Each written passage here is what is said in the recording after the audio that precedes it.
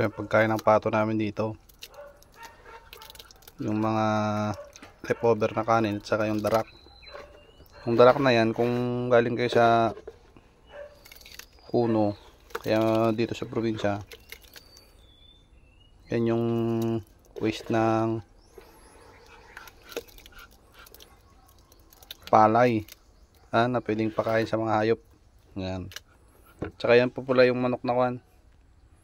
Nakaraan hindi ko po kinatay yan. Yung kinatay ko po bagong bili po doon sa palengke.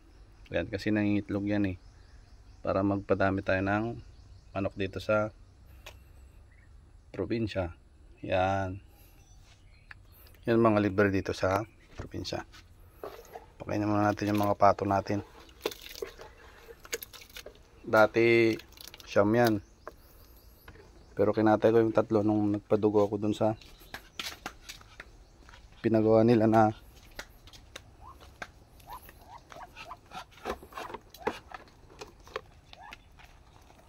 garahe. Hop, duckling. Yan.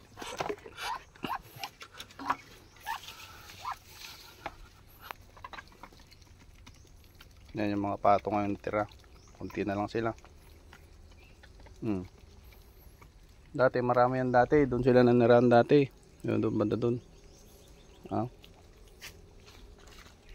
Kailangan mo pang iganyan yung paa mo para makapaglakad ka sa dami nila, no? Saka itong natitira nito, gusto rin to ng mga aso namin dito. Yan. So kung bakit nagustuhan din nila.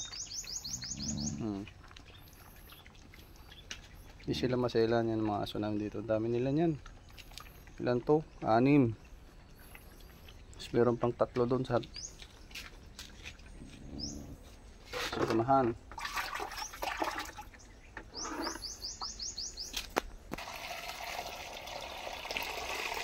Siyempre kailangan din nila ng tubig. Konti na lang sila.